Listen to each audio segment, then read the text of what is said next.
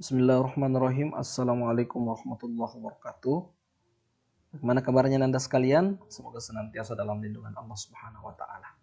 Hamdan wa syukran lillah, amma ba'd. Senantiasa kita bersyukur atas segala nikmat Allah dan kepada Rasulullah kita senantiasa bersalawat. Allahumma shalli ala Muhammad wa ali Muhammad. Bertemu lagi dengan saya Pak Sunarto.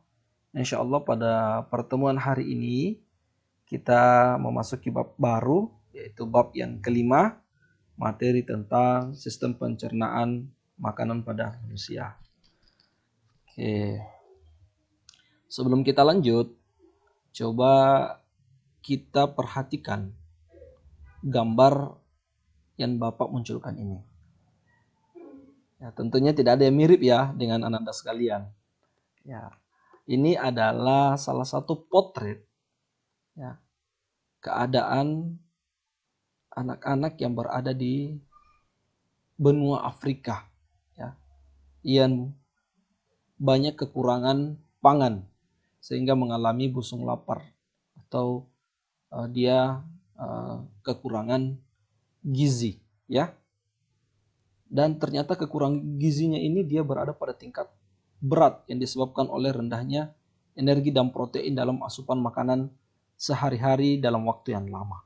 Ya, jadi dia dalam waktu proses pertumbuhannya itu dia kekurangan unsur yang disebut dengan makro dan mikro. Ya, sebentar kita akan menjelaskan apa sih sebenarnya unsur makro dan mikro itu, kenapa dia berpengaruh terhadap tumbuh kembang seseorang. Oke, kita lanjut ya. Ya, jangan terlalu lama menatap gambarnya ya, nanti berpindah miripnya ke kita. Oke, lanjut ya. Oke, kita bahas yang pertama tentang makanan. Oke.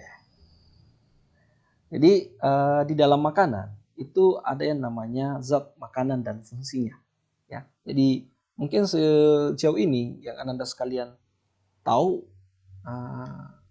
roti adalah makanan, nasi adalah makanan, ya, biskuit adalah makanan, apel adalah buah yang biasa kita makan. Pertanyaannya kemudian, apakah kita tahu bahwa ternyata di dalam beberapa makanan tadi yang sering kita konsumsi itu ternyata ada zat yang terkandung di dalamnya dan berfungsi terhadap kelangsungan hidup kita. Oke, jadi terlebih dahulu kita tentu memahami bahwa makanan bagi manusia adalah sebagai sumber energi. Seperti yang kita ketahui bersama bahwa salah satu ciri daripada makhluk hidup, dia membutuhkan yang namanya nutrisi atau makanan. Apa peranan dan fungsinya? Tentu untuk menunjang aktivitas manusia atau berpengaruh terhadap kelangsungan hidup manusia. Kemudian,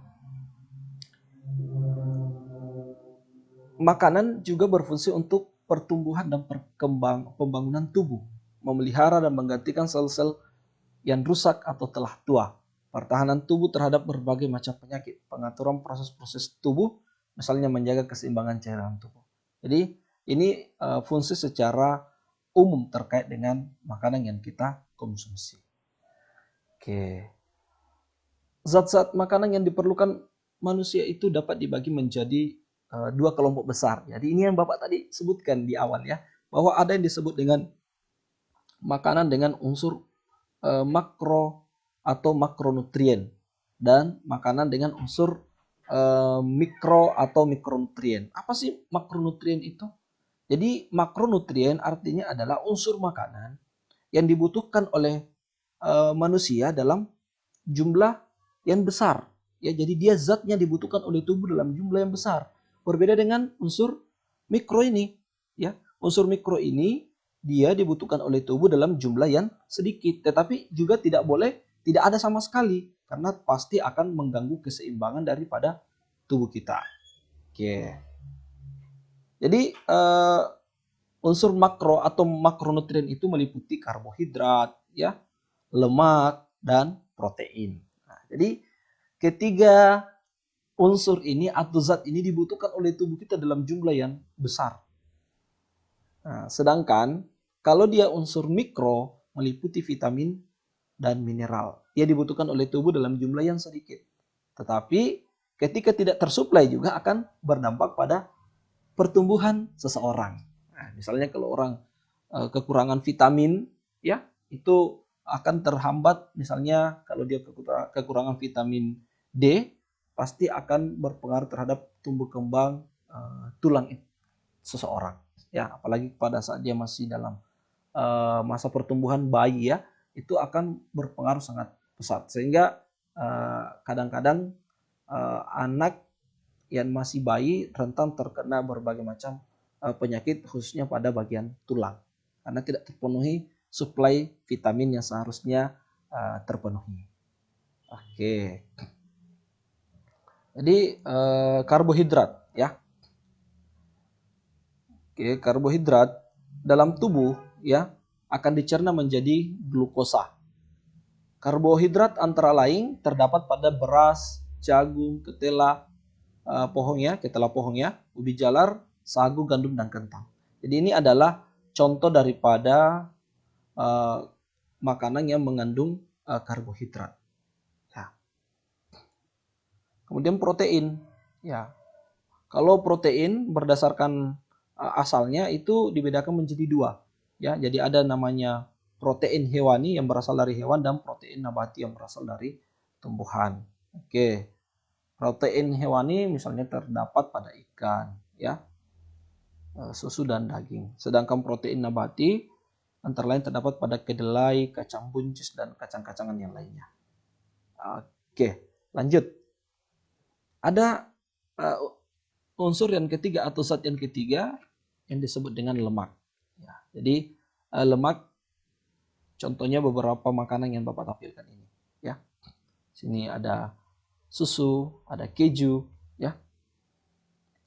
Oke, seperti protein, lemak juga dibedakan menjadi dua macam. Ada yang disebut dengan lemak hewani dan lemak nabati. Ya, jadi dia berasal dari hewan dan berasal dari tumbuhan. Lemak hewani terdapat dalam daging, susu, dan telur. Lemak nabati terdapat dalam kacang tanah dan kelapa, termasuk minyak kelapa.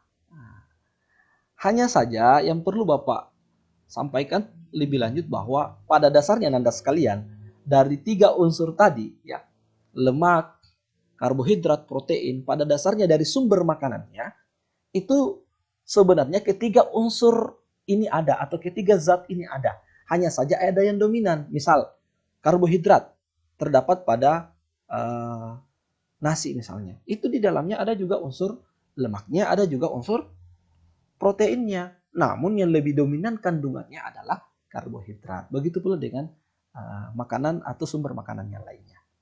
Oke, kita lanjut ya. Kemudian kita masuk di unsur mikro atau mikronutrien yang dibutuhkan oleh tubuh kita dalam jumlah yang sedikit. Contohnya adalah vitamin, ya. Oke, vitamin merupakan suatu zat organik yang diperlukan dalam jumlah kecil, oleh tubuh untuk menjamin pertumbuhan dan kesehatan yang optimal. Oke, jadi dia juga tidak boleh juga disepelekan. Tidak usah saya konsumsi vitamin atau tidak usah saya konsumsi buah yang mengandung vitamin tertentu yang dibutuhkan oleh tubuh saya. Nah, jangan juga seperti itu karena akan berpengaruh terhadap pertumbuhan dan kesehatan yang optimal. Oke, jadi vitamin berdasarkan sifat kelarutannya dibedakan menjadi dua, ya. Ada vitamin yang larut dalam air dan ada vitamin yang larut dalam lemak. Kalau vitamin larut dalam air itu ada vitamin B dan vitamin C. Sedangkan vitamin yang larut dalam lemak ada vitamin A, D, E, dan K. Biasa disingkat dengan vitamin ADEK. Oke. Orang yang kekurangan vitamin akan menderita avitaminosis. Oke. Jadi kalau vitamin ini biasanya dia didapat pada buah-buahan, ya. Kemudian unsur mikronutrien yang kedua ada yang disebut dengan mineral. Oke, mineral berfungsi sebagai pelindung dan pengatur kerja alat-alat tubuh kita. Jadi kurang lebih hampir sama dengan vitamin. Hanya saja pada mineral ada yang disebut dengan makroelemen dan mikroelemen. Ya, jadi ada sumber mineral yang jumlahnya sangat besar dan ada yang jumlahnya sedikit. Oke, makroelemen adalah mineral yang diperlukan tubuh dalam jumlah banyak ya. Jadi dia memiliki unsur mineral yang banyak dan juga dibutuhkan dalam jumlah yang besar dalam tubuh kita ya. Dan untuk mikroelemen kebalikan dari makroelemen. Misalnya dia didapat dari konsumsi air ya, air minum. Nah, jadi kalau sebelum-sebelumnya kita biasanya tahu bahwa air mineral, ternyata ada air yang memiliki kandungan mineral dan ada yang tidak ya. Makanya di sini ada contoh ya. Sekitar 70% tubuh manusia terdiri atas air. Fungsi air bagi tubuh manusia antara lain sebagai pelarut zat makanan, membantu terjadinya reaksi kimia, mengangkut zat makanan dari suatu jaringan, mengaktifkan beberapa enzim dalam tubuh. Ya, jadi perlu Bapak jelaskan sedikit bahwa di awal ada dua unsur mikronutrien, vitamin dan mineral. Nah, tetapi di penjelasan ini Bapak tambahkan satu, yaitu air. Kenapa? Karena ada kemudian air ya yang di dalamnya terkandung unsur mineral dan ada juga air yang di dalamnya tidak mengandung unsur mineral. Makanya untuk lebih tahu lebih dalam, silakan Anda sekalian mencoba mengamati beberapa merek air kemasan ya, baik dia Le Mineral ya, Fit, Aqua ya.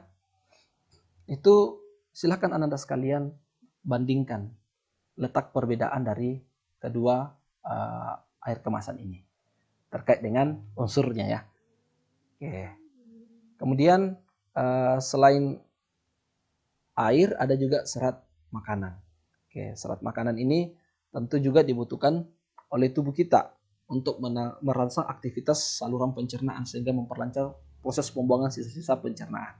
Jadi orang yang juga kurang mengkonsumsi makanan yang mengandung serat itu akan terganggu pada proses pencernaannya karena materi kita berkaitan dengan sistem pencernaan ya. Oke. Jadi tadi makanan yang berserat ini dapat ditemukan pada sayur ya, sayur-sayuran ya, kemudian buah-buahan dan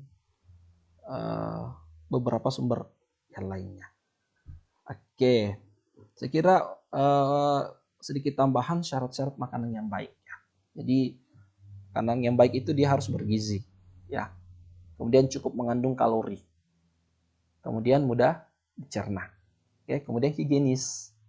Jadi ini adalah syarat-syarat makanan yang baik, apalagi di masa pandemi seperti sekarang ini, makanan yang kita konsumsi itu sangat menentukan daya tahan tubuh kita. Jadi bukan hanya di masa pandemi, tapi di masa selain masa pandemi juga kita perlu memperhatikan makanan yang kita konsumsi. Bukan asal mengkonsumsi makanan, tetapi kita perlu memperhatikan beberapa syarat ini. Ya, jadi dia bergizi, cukup mengandung kalori, mudah dicerna dan higienis. Kenapa? Karena ketika tidak terpenuhi syarat-syarat makanan yang baik ini, tentu akan berdampak pada kesehatan kita sendiri. Kira cukup untuk pertemuan kita pada hari ini. Terima kasih atas segala perhatiannya. Mohon maaf atas segala kekurangan. Billahi fisabilil haq. Fastabiqul khairat.